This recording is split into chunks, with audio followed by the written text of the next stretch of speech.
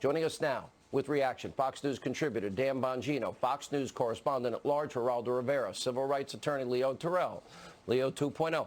All right, Leo, let's play a game here, except it's not a game because lives matter, right? No, let's not play a game.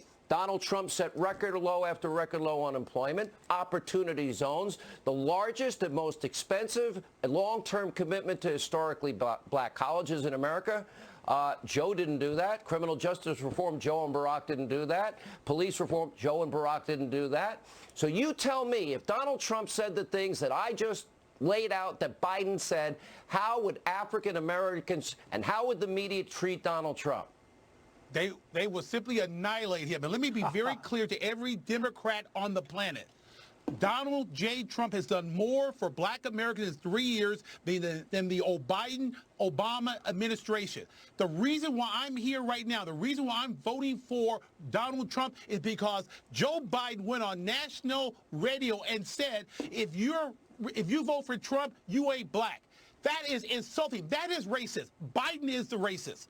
And what is amazing is then you have another dinosaur, Jim Kleinberg, who uses terms like Nazis and Gestapo. He needs to retire. That is insulting to the people who suffered during the Holocaust. So you have these old, outdated Democrats who are still trying to pander to blacks. Blacks reject this. And with the crime going on in these Democratic cities, it's insulting. Donald Trump is the only person who can resurrect these Democratic cities and save them from the lawlessness. But let's be very clear. Joe Biden is the racist, not Donald Trump.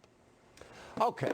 Geraldo Rivera, I know how you feel about underprivileged in America, kids of all races. You got a heart of gold. One thing I'll say about Geraldo, Dan Bongino knows it, Leo knows it, I know it, heart of gold. Donald Trump said those things, Geraldo. How different would it be in the media today? Oh, please, they'd blow him up. It would be impossible for him to continue. He's not a racist. I've known him for 45 years. Having said that, I don't like that kung flu thing. I wish he'd stop that. I think he has. I think there's some sloppy stuff in in recent years that I don't like. But I know him.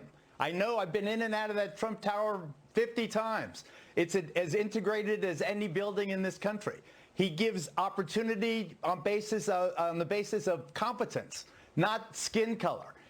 And for Biden to say that he's the first racist ever elected, that shows how disconnected Joe Biden is. 12 United States presidents were slaveholders. Joe should do a little research before he makes a flamboyant charge like that, so unhinged from reality. Nixon, LBJ used language far more salty and, you would argue, in today's standards, racist. This man is a good-hearted man. And I really do believe that in terms of the economic opportunity zones and the criminal justice reform, he really has done more than any recent president for integration and the advancement of everybody, regardless of their race, color, creed, religion. You know that. So. And Dan, this is what it comes down to, too. Slogans, bumper stickers, symbolism. I'll take the substance. I'll take the jobs. I'll take the opportunity zones. I'll take the money for historically black colleges. I'll take the results over the rhetoric. Every 2 years, every 4 years, Dan Bongino, Republicans are racist, sexist, my whole list. Yeah. Yeah, you want a talker or you want a doer? You want a guy who builds stuff? Or you want a guy who talks about building stuff? You know, Sean, the greatest political scam in the last 50 years has been the media perpetrating the myth and falsehood that the Democrat Party is on the side of the minority community.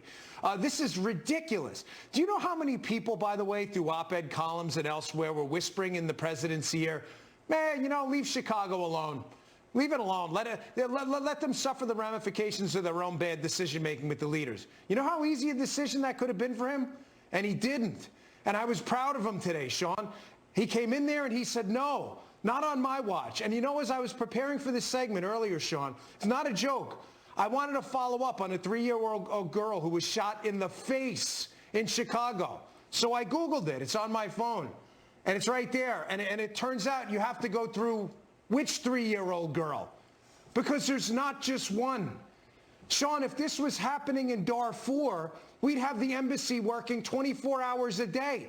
3-year-olds being shot in the face. I'm not kidding. Google 3-year-old shot in Chicago. You have to find the right one.